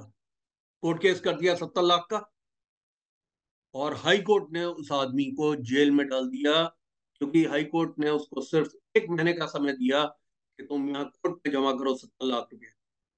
और तुमने जो है इस आदमी के साथ में तुमने नेक नियति से ये काम नहीं किया है, उससे माल लिया, उसका पैसा नहीं दिया है, और उस बंदे को 6 महीने की जेल। अब ये सूर्य जो बैठा हुआ था नक्षत्र का स्वामी अष्टम भाव में, उसने इतनी अनटोल्ड मिजरीज इस आदमी को दी। जजेस उसके अगेंस्ट चल रहे थे लगातार, किसी कोर्ट में जाके उसको रिलीफ नहीं मिली। अल्टीमेटली उसको बेल आउट किया है हाई कोर्ट ने। हाई कोर्ट में भी सेकेंड अपील में जाके वो बेल हुई 6 महीने के बाद। तो अब आप, वो मेरे पास जब पहुंचा रोता पीटा, जब उसे पता चला, और मैंने मुझसे पूछने लगा कैसी रहेगी मेरी शुक्र की महादशा। मैंने कहा आपको तो खुद मालूम होगा कि शुक्र की महादशा चले हुए, शुक्र में शुक्र आपका चल रहा है, 3 वर्ष की दशा है, आपने 2 ढाई साल तो काट ही दिए। तो बोला नहीं आप बताइए, आप तो चार, उस समय मैं 4,000 रुपये लेता था। बोला आप तो 4,000 रुपये लेते हैं कंसल्टेशन के, अब तो मैं 5100 ले रहा हूँ। तो बोला कि आप बताइए, आप तो बड़े जोशी हैं। तो मैंने उसके नक्षत्र के को देखा, और यहाँ बैठा हो तो मैंने उसको तुरंत, मैं तो करता ही प्रिडिक्शन। मैं सबसे पहले, मुझे मालूम है कि ग्रह खुद करने में कुछ भी सक्षम नहीं, सिर्फ ग्रह अपनी पावर को दिखाता है। करता जितना भी कारण है, करने वाला है, वो सारा करने वाला नक्षत्र का स्वामी है। तो मैंने कहा नक्षत्र का स्वामी तो आपका बैठा हुआ है अष्टम भाव में, इसमें तो आपको अनटोल्ड मिजरीज आएंगी, बहुत प्रॉब्लम आएगी, सरकार से आएगी, हेल्थ की आएगी। कहता है जी हेल्थ की तो इतनी प्रॉब्लम आ गई है, और इसके अलावा पिता को मैंने खो दिया। जब उसने मुझे सारी कहानी बताई, वो कहता आप अकेले ज्योतिषी हैं जिस आदमी ने ये बात मुझे बोली है। जितने आपके पाराशर ज्योतिष के जो ज्योतिषी हैं, वो सारे, फिर उन्होंने मेरी क्लास ज्वाइन की और उन्होंने मुझसे कोर्स किया ज्योतिष भास्कर का। मेरे पास ज्योतिष भास्कर और ज्योतिष प्रभाकर कोर्स चलता था, Diwakar and course, Prabhakar course. वो ज्योतिष भास्कर वाला प्रथम श्रेणी का उन्होंने कोर्स भी किया मुझसे उस दशा के दौरान, क्योंकि मैंने उनको जो उपाय कराए वो सूर्य के कराए, नक्षत्र के स्वामी के, शुक्र के नहीं कराए। उनको सारे ज्योतिषियों ने उनको शुक्र के उपाय बोले थे, मैंने सब बंद कर दिया। मैंने कहा पहले नक्षत्र के करो, क्योंकि नक्षत्र ही उसका ब्रेन है। अगर वो नक्षत्र का स्वामी अगर खराब बैठा हुआ है तो उसने ऐसा कुछ क्रिएट कर देना है, ऐसा समा बांध देना है, ऐसा दिमाग के अंदर उस व्यक्ति के ऐसी चीजों को डाल देना है कि वो घटनाएं होती ही जाएंगी, नेगेटिव घटनाएं होती जाएंगी, और वो फंसता जाएगा, गिरता जाएगा। सूर्य के मंत्र, वैदिक मंत्र कराने के बाद वो थोड़ा कुछ रिलीफ पोजीशन में दिखाई पड़ा। उसका फिर बिगों का काम जो है थोड़ा अच्छा चलने लगा, और थोड़ा जो उसके यार्न की फैक्ट्री थी वो इसमें मध्य प्रदेश में, वहां पे भी थोड़े ऑर्डर्स आने शुरू हुए, थोड़ा काम अच्छा चलने लगा। तो उसके अलावा काफी 3-4 किस्म के बिजनेसेस थे उसके, माइंस भी थी, तो माइनिंग का काम भी उसका थोड़ा ठीक होने लगा। ऐसे तो घर दरबार से तो वो बहुत ही धनी परिवार में पैदा हुआ था, लेकिन चाचाओं ने, ताऊओं ने, उसके पिता जो राजा समान थे, उनके अधिकांश तक बिजनेसेस पर कब्जा कर लिया था।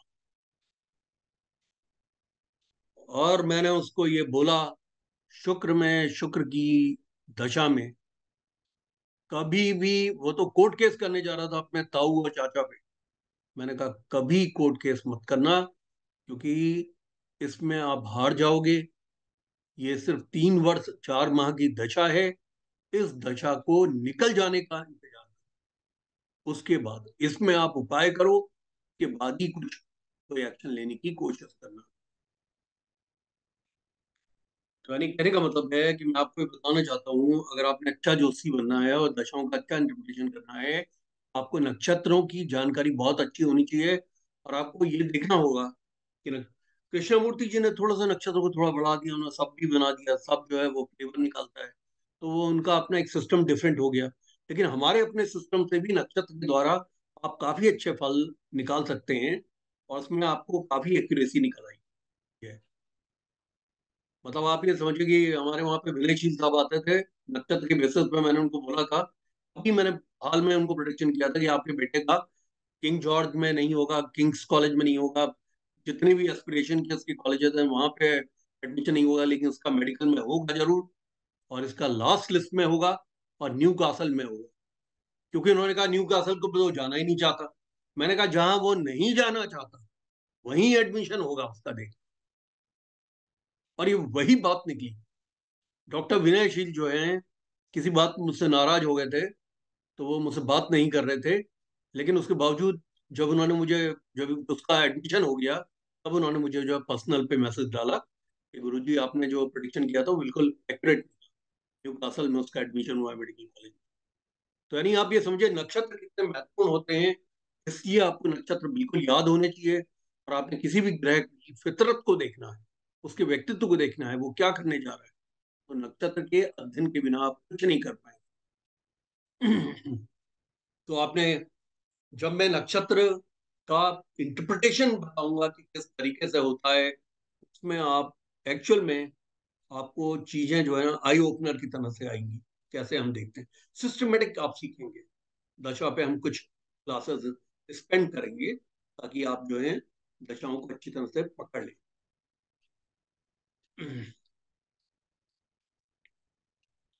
इसके बाद आपने कुंडली के अंदर कारक कॉन्सेप्ट को भी देखना। हाँ, सॉरी, प्रदीप जी आप कुछ कह रहे थे। मैं कह रहा था जिसने आपने दशा क्लास करी हुई ना पहले, हम्म। वो लोग भी सब ये लगाते हैं, क्योंकि हम लोग का एक ग्रुप बना हुआ है, हम लोग करते हैं कुंडलियों एनालिसिस। तो मैं तो कृष्ण मूर्ति से करता हूँ, उसमें नक्षत्र आता ही है। और वो लोग वो नक्षत्र पे वो कहते हैं आपका नाम लेके कि उन्होंने कहा नक्षत्र पे लगाओ, और वो लोग इतना सटीक लगाते हैं, बहुत बढ़िया। अजय, नक्षत्र बहुत महत्वपूर्ण है, क्योंकि मैं भी नक्षत्रों को इस्तेमाल करके ही इतने एक्यूरेसी के प्रोडिक्शन दे पाता हूं। आप, लेकिन हमें एक बात को समझना होगा कि जो प्लैनेट एंड डिस्पोजिटर है, पहले उसको समझ लेना बहुत महत्वपूर्ण है। प्लेनेट किस राशि पे बैठा है, उससे आपको ना एक बात समझ में आ जाएगी, ये प्लेनेट अगर फायरी साइन में बैठा है तो ये फायरी प्लेनेट है। अब इस प्लेनेट के अंदर फायरी साइंस कौन से हैं? 1, 5, 9। अगर 1, 5, 9 राशि पे बैठा हुआ प्लेनेट है तो ये प्लेनेट जो है अब कोमलता नहीं रखेगा, ये फायरीनेस रखेगा। दूसरा, इसका जो स्वामी है, डिस्पोजिटर है, वो भी अगर फायरी साइंस पे बैठ गया तो वो बहुत फायरी वो भी हो जाएगा। और अगर ये अरबी साइंस पे बैठा है तो उसकी फायरीनेस कन्वर्ट कहाँ होगी? रोजगार पे, धनार्जन पे। आपको पहले सबसे पहले समझना होगा कि इस प्लेनेट के अपना व्यक्तित्व बन कैसा रहा है, ग्रह के द्वारा, ग्रह की राशि के द्वारा, राशि के स्वामी के द्वारा। फिर अब वो दिमाग चलाएगा किस तरफ? तब मैं नक्षत्र का स्वामी बैठ गया, वो कहेगा यार मैंने जो अपनी फैक्ट्री खोली है उसमें घी मैं बना रहा हूं, कैसे एडल्ट्रेशन करूं, कैसे मैं जो है डिब्बों को बढ़ा दूं, क्या मेरा प्रोडक्शन जो है वो यहाँ पे 500 डिब्बों का है, इसको कैसे मैं 1000 डिब्बे बना दूं। उसका दिमाग उस तरह को चलने लगेगा और वहीं वो फंसता चला जाएगा। नक्षत्र का स्वामी ही आपको नोबिलिटी देता है, क्रिमिनलिटी देता है, विलेन बनाता है, जेंटलमैन बनाता है। नक्षत्र के स्वामी का बहुत बड़ा असर होता है कि किस प्रकार से आपको काम कर रहे हैं। कभी कभी आपको ऐसे लोग मिल जाते हैं जो स्ट्रीट स्मार्ट होते हैं, जिनको आप कहते हैं जुगाड़ू। लेकिन उसमें भी दो प्रकार के जुगाड़ू होते हैं। एक तो बहुत नेगेटिविटी के जुगाड़ू होते हैं, जिन्होंने कि पैसा खिला के, पैसा खा के ही काम करना होता है, जिन्होंने दूसरों को दुख दे के, परेशान करके, जुगाड़ के द्वारा काम आपका कराना है, ब्लैकमेल करना है। वो बता रहे अफसर के वहां चले गए और अफसर की जो है रिकॉर्डिंग कर ली, और अफसर से कह रहे हैं जी मेरे पास तो रिकॉर्डेड है, आप काम मेरा कर रहे हो कि नहीं कर रहे हो, नहीं तो मैं जो है ये प्रेस को दे दूंगा। तो इस तरह के भी होते हैं। ये नक्षत्र बताता है कि आप नोबल कामों से किसी काम को करोगे, स्मार्ट वर्क से आप करोगे, या आप डर्टी वर्क से करोगे। तो ये है। अब क्या है, जो कारक हैं वो बहुत महत्वपूर्ण है। तो आपको मैंने बताया था कि कारक जो है दो तरह के हैं। एक तो आपके जो है व्यक्ति कारक हैं, जैसे मैंने आपको बताया कि जो स्थिर कारक हमारे हैं, जैसे सूर्य है पिता के, चंद्रमा है माँ के, गुरु हैं बच्चों के, या एल्डर सिबलिंग्स के, एल्डर ब्रदर्स के, और लॉन्जिविटी ऑफ मैरिटल रिलेशंस के गुरु। शुक्र है स्पाउस के, मैरिज के, हर तरह की लग्जरीज के, व्हीकल्स, हाउस होल्ड गैजेट्स वगैरह के हैं, ब्यूटिफिकेशन के हैं। बुद्ध हैं वो सर्टिफाइड नॉलेज के हैं, एक्सपेंशन ऑफ बिजनेस के हैं, स्मार्ट वर्क के हैं। गुरु जो है एक्सपेंशन ऑफ बिजनेस के भी कारक हैं, तो साथ में ज्ञान के भी कारक हैं, हवन के, होम के, पिलग्रिमेज के, पूजा पाठ के, धार्मिक कार्यों के, इन सब के हैं। मंगल जो है छोटे भाई के कारक हैं, तो साथ में एक्सीडेंट के भी हैं, फाइट के भी हैं, फ्रिक्शन के कारक हैं। शनि जो है वो डेथ्स, डिजीज के हैं, मिजरीज के हैं, और छठे हाउस से आने वाली जो नेगेटिविटी है उसके कारक हैं। तो वहीं पे भाव कारक भी है। अब ये कारक आपको मालूम है कि दे प्रोवाइड एंड प्रोटेक्ट। अब सपोजिंग एज ए कारक आपको लगा कि कोई भाव, किसी भाव की स्थिति खराब है किंतु कारक की स्थिति अच्छी है। अब आपके सामने प्रश्न आता है, वो कहता है यार मैं पिछला 1.5 साल तो ये खराब मेरा निकल गया, अब अच्छा कब होगा? आपने देखा कि जिन भावों से उसको खराबियां निकल रही हैं, उस भाव का कारक या उस चीज का कारक अच्छा बैठा है, सुदृढ़, और दशा में आने वाला है। तो आपका प्रेडिक्शन ये होगा कि भाई इस दशा में आने वाला ये जो तुम्हारा कारक है ये बहुत सुदृढ़ है, इसने तुमको जो है अच्छा बना देना है। जैसे मेरे स्टूडेंट के केस में भी कारक के रूप में सूर्य प्रथम भाव का कारक होके नवम भाव का, दसम भाव का कारक, जैसे ही सूर्य दशा के अंदर आया उसने जो है हाई कोर्ट से बेल करा दी। मेरे कहने का मतलब है, जबकि अष्टम में वही सूर्य अष्टम में बैठा हुआ था, लेकिन दशा में नहीं आ रहा था, दशा में आते ही उसने स्थितियां परिवर्तित कर। तो आप ये समझिएगा कि कभी कभी कुंडली के अंदर भावगत स्थिति किसी ग्रह की खराब हो, किंतु उसकी अगर राशिगत स्थिति अच्छी है तो उन राशियों का फल, अच्छी राशि में बैठा हुआ ग्रह अपने फलों को निकाल कर दे देता है अपनी दशा के अंदर। ये आप समझ लीजिए।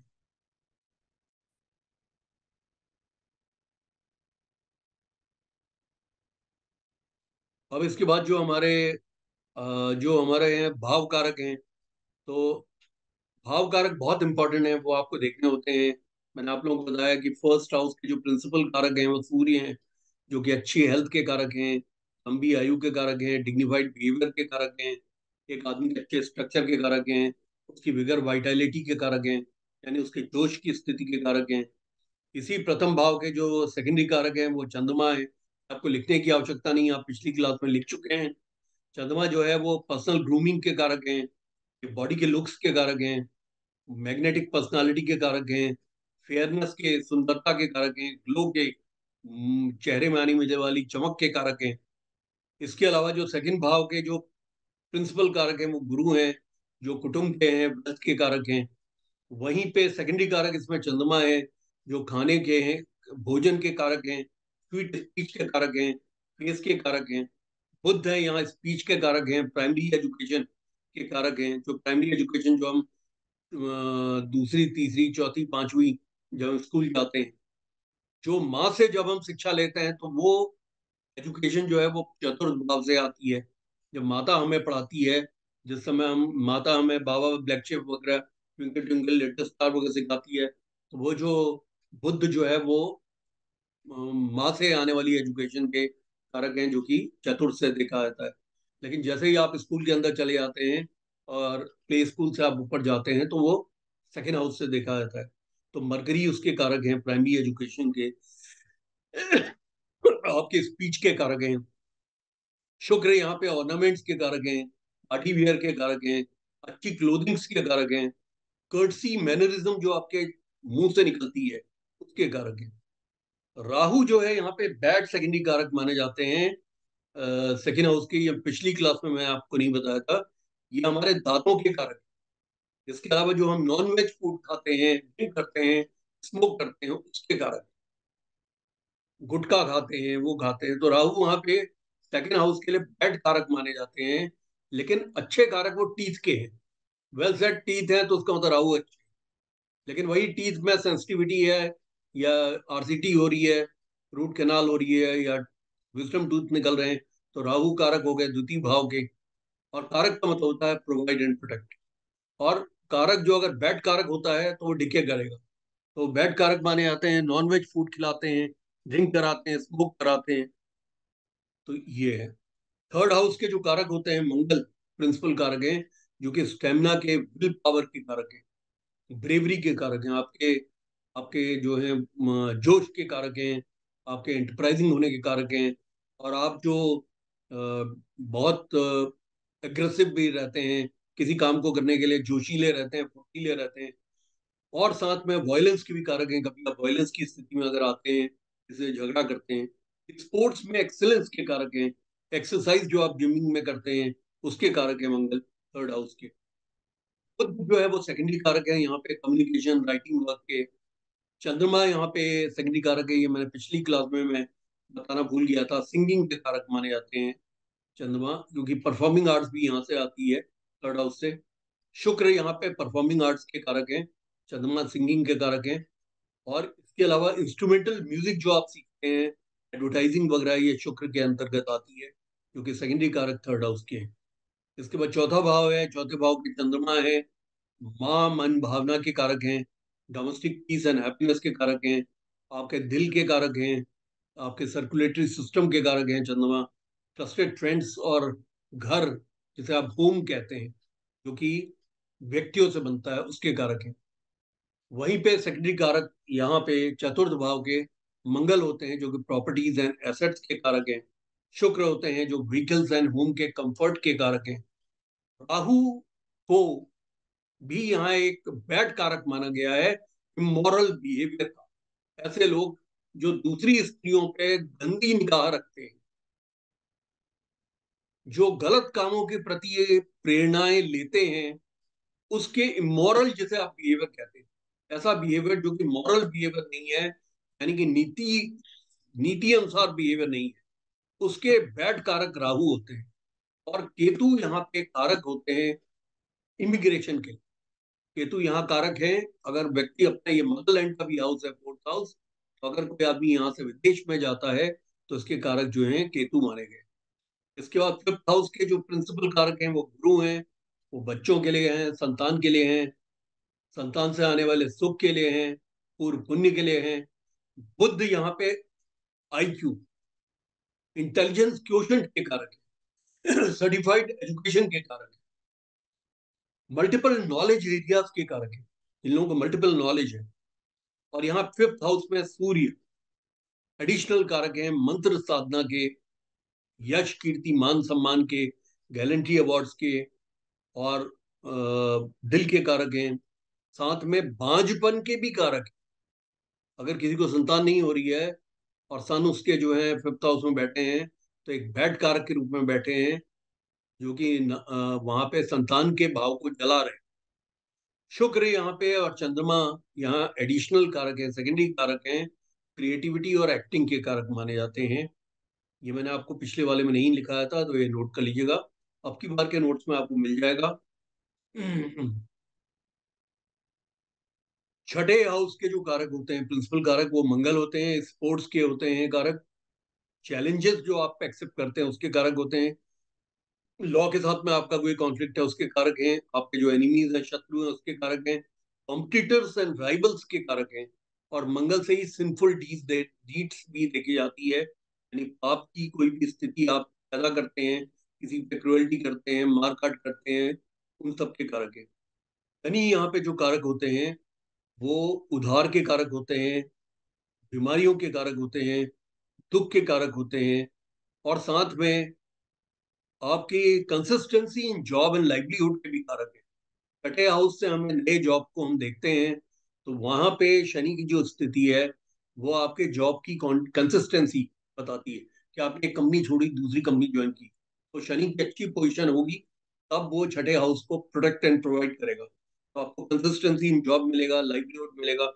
साथ में शनि जो है मिजरी लिटिगेशन के भी कारक होते हैं, अगर वो अच्छे नहीं है तो। यहाँ पे जो छठा भाव है, इस छठे भाव के सेकेंडरी कारक बुध होते हैं, जो कि मैटरनल रिलेशंस के कारक है, मौसा मौसी, मामा मामी, और थोड़ा स्कीमिंग के भी कारक माने जाते हैं, क्योंकि बुध दिमाग के प्लेनेट है और छठा त्रिक भाव है।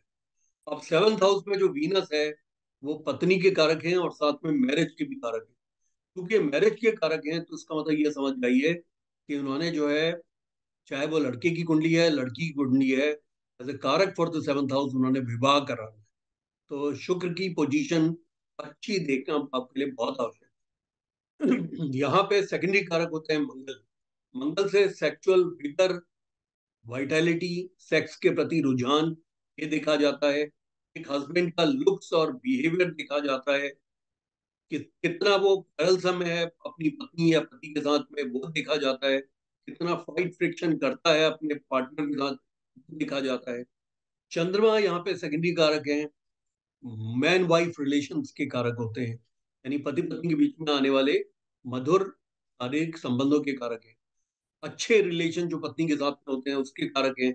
केयरिंग शेयरिंग के कारक हैं, पति पत्नी के बीच में कितना वो केयरिंग शेयरिंग, मतलब एक दूसरे को पसंद करते हैं, उनकी परवाह करते हैं। बुद्ध यहाँ पे अडॉप्टेड चाइल्ड का कारक है, सप्तम भाव में एडिशनल कारक है। और बुद्ध भी सेकंड मैरिज का कारक है सेवंथ हाउस के अंदर। शनि और बुद्ध यहाँ पे अगर एक साथ बैठे तो नपुंसकता के और फ्रिजिडिटी के कारक होते हैं, यानी लड़के की कुंडली में वो नपुंसकता के कारक हैं, और लड़की की कुंडली में अगर शनि और बुद्ध बैठे हैं तो वो फ्रिजिडिटी, यानी एक लड़की का अब बिछो हो जाए, विमोह हो जाए सेक्स से, उसे फ्रिजिडिटी बोलते हैं, कोल्डनेस के कारक है। जुपिटर यहाँ पे जो कारक होते हैं वो हस्बैंड के लिए, हस्बैंड और वाइफ के लॉन्ग टर्म रिलेशनशिप के कारक, इन्हें आप सुहाग। गुरु गुरु जी, एक मिनट, ये सप्तम भाव पे जो आपने बताया था बुध जो है ना सेकंड मैरिज के कारक हैं, तो क्या मतलब ड्यूअल राशि आनी चाहिए या मतलब मिथुन या तुला या कन्या? देखिए ड्वेल राशि में भी ऐसा हो सकता है, लेकिन ड्वेल राशि इसलिए नहीं बोलूंगा क्योंकि ड्वेल राशि जो है हर ड्वेल लगन वाले की आएगी, और हर ड्वेल लगन वाला जो व्यक्ति होगा वो सेकंड मैरिज नहीं करता है। कॉमन सेंस हमारा ये बताता है कि चार राशियां 3, 6, 9, 12 में सप्तम भाव में ड्वेल राशि पड़ेगी, अगर 4 लगन अगर आप करें तो जो हमारी 7.3 बिलियन पॉपुलेशन वर्ल्ड की है, उसका 1/4 यानी 25% लोग जल राशि के हो गए। तो नहीं उनकी सर, सबकी सेकेंड वो मैरिज नहीं होती है। गुरु हाँ, की गुरु को तो बुद्ध का बैठना, बुद्ध का हाँ, बैठना। सिर्फ बुद्ध का बैठना। जी, बुद्ध अगर बैठेगा तो व्यक्ति को वो वैरायटी का एक वो देता है, सबब उसके दिमाग में फितूर देता है कि भाई उसके पास वैरायटी होनी चाहिए, उसके पास जो है वैरायटी ऑफ स्पाउस होनी चाहिए। क्योंकि बुद्ध के अंदर वो चाइल्डिशनेस भी है, और बुद्ध के अंदर वो यहाँ भी है। चाइल्ड की उत्सुकता भी है। वो उत्सुकता भी है कि यार कोई नई लड़की मिलेगी या नया लड़का मिलेगा तो उसमें क्या बात होगी, क्या मजा आएगा। तो वो जो उत्सुकता बच्चों के अंदर होती है ना, हर चीज में जो है ठोक पीट के देखने की, करने की, मतलब उनका मन करता है यहाँ भी चढ़ जाओ वहां भी चढ़ जाओ। पेड़ पे चढ़ तो जाएंगे, उत्सुकता तो रहती है कि भाई पेड़ में चढ़ के कैसा लगेगा। फिर उसके बाद वहां ऊपर चढ़ के फिर वो रोते हैं कि हमें उतारो, अब हम उतरे कैसे। तो वो बुद्ध के अंदर ये इस तरह की एक प्रकृति है चाइल्डिशनेस की, कि वो व्यक्ति को इस तरीके से वैरायटी ऑफ चीजों की तरफ को खींचता है अपनी उत्सुकता के अंदर। तो variety of thank relation is the multiple relation. अब गुरु यहाँ पे जो कारक होते हैं वो सेकेंडरी कारक हैं, और वो long term relationship between husband and wife के होते हैं, और सेकंड चाइल्ड के यहाँ पे कारक होते हैं। अब अष्टम भाव है, अष्टम भाव के प्रिंसिपल कारक शनि है, जो कि लंबी आयु के कारक हैं। यहाँ अष्टम भाव में जो सेकेंडरी कारक है राहु है, वो जो है पाप कामों के हैं, हिडन रिलेशंस के हैं, ऐसे रिलेशन जो कि रैप्ड अंडर द कारपेट होते हैं, इनको छिपाव के साथ किया जाता है, एडिक्शंस के कारक होते हैं। बुद्ध यहाँ के एडिशनल कारक हैं, एक्स्ट्रा इंटेलिजेंस के माने माने जाते हैं, मैथमेटिकल एबिलिटीज के माने जाते हैं, आउट ऑफ बॉक्स थिंकिंग के माने जाते हैं, लाइफ लॉन्ग लर्निंग और इंश्योरेंस के कारक होते हैं। बुद्ध तो सेकेंडरी कारक हैं जो कि लाइफ लॉन्ग लर्निंग के भी कारक है, तो साथ इंश्योरेंस के भी कारक हैं, आउट ऑफ बॉक्स थिंकिंग के भी कारक हैं, यानी कि अलग से सोचने की एक क्षमता, मैथमेटिकल कैपेबिलिटीज के कारक हैं, और इंटेलिजेंस के कारक हैं। अब सूर्य 9th हाउस में प्रिंसिपल कारक हैं पिता के। गुरु 9th हाउस के प्रिंसिपल कारक हैं गुरु के, आपके शिक्षक के, रिलीजियस एक्टिविटीज के, धार्मिक कामों के, तीर्थ यात्राओं के, वैदिक अध्ययन के, होम हवन के, वैदिक विषयों को पढ़ने के कारक, मांगलिक कार्य के कारक हैं, सच के कारक हैं, ट्रुथफुलनेस के, कमिटमेंट के कारक हैं, एक आदमी की वफादारी के कारक हैं, नोबल डीड्स के कारक हैं, जेंटल मैनलीनेस के कारक हैं, एटीट्यूड टुवर्ड्स वर्ल्ड, एक पॉजिटिव एटीट्यूड होना, उसके कारक हैं। लाइफ की सभी चीजों के प्रति एक एटीट्यूड पॉजिटिव होने के कारक है। और ये 9th हाउस के सेकेंडरी कारक हैं चंद्रमा, ये मैरिटल ब्लिस के हैं, यानी ब्लिसफुल मैरिड लाइफ के हैं। शुक्र यहाँ पे जो कारक होते हैं वो वर्ल्ड घूमने फिरने के कारक होते हैं, एक्सकर्शन के। सेलिब्रेशन जो आदमी करता है मैरिज में, बर्थडे पार्टीज में, दूसरी पार्टीज में लोगों को बुला के खिलाना पिलाना और डीजे बनाना, ये सब करना, उसके कारक हैं शुक्र। बिजनेस ट्रिप जो आदमी अब्रॉड में लगाता है काम के लिए, उसके अपने वर्क के लिए, उसके कारक हैं, सेकेंडरी कारक है 9th हाउस के शुक्र। अब आया 10th हाउस। 10th हाउस में आपको मालूम है 4 प्रिंसिपल कारक हैं। सूर्य यहाँ पावर पोजीशन के कारक हैं, गवर्नमेंट की अथॉरिटी के कारक हैं, ऑनर के कारक हैं, एडमिनिस्ट्रेटिव कामों के कारक हैं। बुद्ध यहाँ पे बिजनेस ट्रेड और स्मार्ट वर्क के कारक हैं, स्मार्ट काम जो आप करते हैं, बिजनेस करते हैं, ट्रेड करते हैं, स्मार्ट जॉब आप करते हैं। गुरु यहाँ पे एक्सपेंशन ऑफ बिजनेस और आपके रोल के कारक हैं, चैरिटी के कारक हैं, यानी दान पुण्य के कारक हैं, एक्सपेंशन के कारक हैं, आप काम को कितना बढ़ाते हैं। आपने एक छोटे लेवल पे आप असिस्टेंट मैनेजर ज्वाइन किया है, तो आप एरिया मैनेजर कब बने, आप जो है जनरल मैनेजर कब बने, वाइस प्रेसिडेंट कब बने, सीईओ कब बने। इस तरह का जो आपका वर्क एक्सपेंशन हो रहा है, गुरु उसके कारक हैं।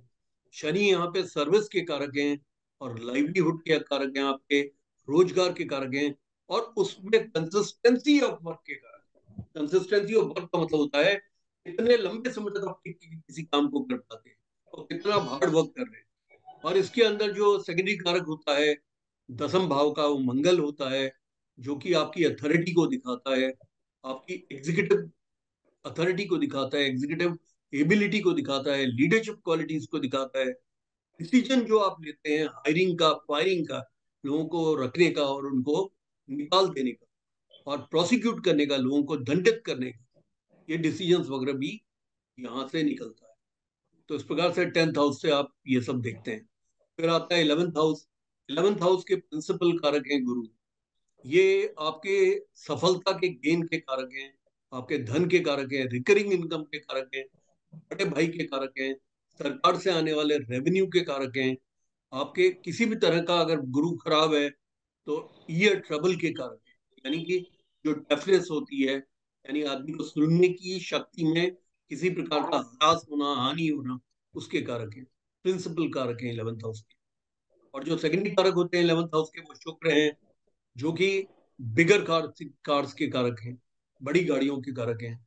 ये हाई हाई एंड जो हाउस होल्ड गैजेटरीज हैं उनके कारक हैं, जैसे बड़ा टीवी होना, होम थिएटर होना, बहुत लिफ्ट होना, इलेक्ट्रॉनिक सामान होना, ये है। कर्ली जो हेयर होते हैं आपके, उसके कारक हैं ये, सेकेंडरी कारक हैं आपके 11th हाउस में। और साथ में अगर खराब होते हैं तो हेयर फॉल के भी कारक हैं। शुद्ध आपके जो है वो क्विक लर्निंग के कारक हैं यहाँ पे। जो स्किलफुलनेस का हाउस है ये, बुद्ध सेकेंडरी कारक होते हैं क्विकर लर्निंग एबिलिटीज के। आप कितनी जल्दी किसी चीज को सीख पाते हैं, उनको आप रिप्रोड्यूस कितना कर पाते हैं, अपनी खुद की लैंग्वेज में आप उनको कितना बता पाते हैं, और आपके स्किल सेट्स कैसे हैं, इसके कारक। 12th हाउस के जो प्रिंसिपल कारक हैं वो है शनि।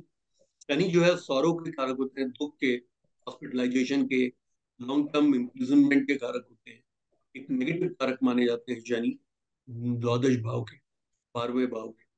यहाँ शुक्र जो कारक हैं वो मटेरियल डिजायर के प्रिंसिपल कारक हैं, फॉरेन इनकम के हैं, बेड प्लेजर जिसे हम कहते हैं, सेक्सुअल प्लेजर, उसके कारक हैं। और अ, जो चंद्रमा यहाँ है साउंड स्लिप के कारक हैं, प्रिंसिपल कारक हैं। ये अच्छे गुड मैन वाइफ रिलेशंस के कारक होते हैं, हस्बैंड वाइफ के अच्छे संबंधों के कारक होते हैं, और लेफ्ट आई के कारक होते हैं। यहाँ पे जो सेकेंडरी कारक हैं वो गुरु हैं यहाँ पे। सेकेंडरी कारक एक सिंगल एक ऐसी जगह है जहाँ पे गुरु सेकेंडरी कारक है, मैं आपको भूल गया था बताना। ये सिर्फ ज्ञान और एक्सपेंडिचर के कारक होते हैं। जो आदमी एक्सपेंडिचर एक इन्वेस्टमेंट के रूप में करता है, तो उसके और ज्ञान को अर्जित करने के जो कारक हैं गुरु, वो 12th हाउस के कारक होते हैं, सेकेंडरी कारक। यहाँ पे मंगल जो है वो पुलिस से आने वाली तकलीफों के कारक है। यहाँ पे राहु जो होते हैं वो drugs, alcohol, tobacco, addiction of smoking, और फॉरेन गुड्स वगैरह के, फॉरेन जाने के, ट्रैवल करने के, लिविंग अब्रॉड के कारक माने जाते हैं राहु। अच्छे होंगे तो लिविंग अब्रॉड, फॉरेन ट्रेवल्स, खराब होंगे तो एडिक्शंस, ड्रग्स की एडिक्शन और दूसरे एडिक्शन। इसी प्रकार से अगर खराब होते हैं तो पेट सेक्स के कारक होते हैं, शॉर्ट टर्म इम्प्रिजनमेंट के राहु कारक होते हैं, कोई आदमी आईसीयू में कंफाइंड है तो उसके कारक होते हैं। तो इस प्रकार से आपको ये देखना होता है। तो चूंकि ये कारक जो हैं प्रोवाइड करते हैं, प्रोटेक्ट करते हैं किसी पर्टिकुलर भाव को, तो ये प्रिंसिपल और सेकेंडरी कारक दोनों पे लागू होता है। तो दशा के अंतर्गत जब भी दशाएं आती हैं तो आपको कारक को दिमाग में रखना होता है। अगर दशा में जो लॉर्ड है वो किसी भाव को हानि पहुंचा रहा है, तो अंतर दशा या प्रत्यंतर दशा में ऐसा कारक जो कि उस भाव को प्रोवाइड प्रोटेक्ट करता है, उसकी दशाओं का आना आप इंतजार कर सकते हैं। और ये दोनों पॉजिटिव और नेगेटिव वे में काम करते हैं। अच्छे होते हैं तो बहुत पॉजिटिव इफेक्ट देते हैं, नेगेटिव होते हैं तो थोड़ा खराब इफेक्ट देते हैं। इसी के अंतर्गत हमको भावात भावम न्याय का भी इसमें एक नियम देखना होता है। भावात भावम न्याय एक नियम है जो ये कहता है कि जब भी कभी आप किसी भाव से को लगन से काउंट करते हैं, वो भाव जितना आगे आता है, उस भाव से उतने ही भाव आगे काउंट करने पे जो नेक्स्ट भाव आता है वो पिछले भाव को न्याय देता है। जैसे इसका एग्जांपल आप ये समझिए कि लगन भाव से चतुर्थ भाव, काफी थक गया हूं मैं, बस मैं बंदी करने जा रहा हूँ। थैंक कोई यू। बात नहीं गुरु जी। चलो अभी टाइम है, अभी तो 21 19 हुआ है। आज मैंने थोड़ा जोश में बोला। अभी थोड़ा टाइम है, 10 मिनट है हमारे पास। तो भावात भावम न्याय नहीं क्या है? नहीं, कोई बात नहीं गुरुजी। मैं आप थक गए हैं तो आप काफी बोल चुके हैं, और दिन तो बीच में बातचीत होती रहती थी या कोई कुंडली दिखा रहे थे, आप आज कंटिन्यूअसली बोल रहे हैं। यही बस राम। एक एक इसको बता देता हूँ, भावात भावम न्याय को। जैसे चतुर्थ भाव है, चतुर्थ भाव सुख का भाव है। आप ये समझिए कि लगन से काउंटेड ये फोर्थ हाउस है। ये आपके सुख का भाव है, डोमेस्टिक पीस एंड हैप्पीनेस का भाव है। इससे अगर आप चौथा गिनेंगे तो कौन सा आएगा? सप्तम। ये सेवन। चौथे भाव को न्याय कैसे देता है, चौथे भाव के बारे में माइन्यूटली कैसे बताता है कि अगर किसी व्यक्ति को बिजनेस का खराब पार्टनर मिल जाए तो क्या होगा? उसके घर का सुख खत्म हो जाएगा। अगर सप्तम भाव से दैनिक रोजगार उसका खराब हो गया तो भी उसका सुख हनन होगा। उसके अगर उसको डे टू डे आने वाली इनकम खराब हो जाएगी तो भी उसका सुख ह्रास होगा, कम होगा। उसको पत्नी या पति अच्छे ना मिले, डेली झगड़ा करने वाले मिल जाएं, तो भी ये चूंकि हाउस चौथे हाउस को न्याय दे रहा है, तो ये न्याय नहीं देगा, अन्याय देगा। उसका घर का जो सुख है, डोमेस्टिक पीस हैप्पीनेस है, सुख है, वो समाप्त हो जाएगा, क्योंकि उसे अच्छे पति या पत्नी नहीं मिले। ये हर भाव के लिए होता है। यानी भाव जितना काउंटेड है, जैसे अष्टम भाव है, लगन से अष्टम भाव 8 है काउंटेड। उससे अगर आप काउंट करें 8 भाव, तो तृतीय भाव अष्टम को ज्यादा जस्टिफाई करता है। तो इसीलिए क्या होता है, जब भी कभी आपने देखना है कि किसी व्यक्ति की मृत्यु जो होगी वो किन कारणों से होगी, तो तृतीय में बैठे हुए ग्रह और तृतीय का स्वामी बताता है कि आदमी के डेथ का कारण क्या बनेगा। अगर राहु बैठा है तो कैंसर बनेगा या ब्रीदिंग डिफिकल्टी बनेगी, एस्फिक्सिया बनेगा। केतु बैठा है तो उसके गिरने से, उसका गिरने से या किसी धारदार या नुकीली चीज पर एक चोट लगने से उसकी मृत्यु होगी। मंगल होगा तो उसको आर्म्स एंड एम्यूनिशन से, एक्सीडेंट से उसकी डेथ होगी। तो ये उसको जस्टिफाई करता है, उसको मिनिस्क्यूल वे में। हाँ, अगर शनि अगर वहां पे अगर बैठेगा तो शनि जो है लंबी आयु का कारक है। तो शनि से आने वाली जो मृत्यु होती है, वो शनि चूंकि मिजरीज का भी कारक है, लोनलीनेस का भी कारक है, तो वो जो है आदमी को मृत्यु कब देगा? वो मृत्यु तब देगा जब उसके अपने बच्चों की डेथ हो जाएगी। यानी उसको लंबी आयु दे देगा, वो अकेलापन दे देगा, उसको मिजरी देगा। तो सबसे बड़ी मिजरी क्या है कि उसके अपने ही बच्चों की जो है उसके सामने सामने मृत्यु हो जाए। पता चला बंदे की आयु तो 80 वर्ष की हो गई, तो उसका बेटा जो है 50 वर्ष में चला गया, 60 में चला गया, बेटियां चले गई 70 में। तो अब उसको जो है आयु तो उसकी 90 साल, 90 92 की हो गई, लेकिन वो अकेला से अकेला पड़ गया।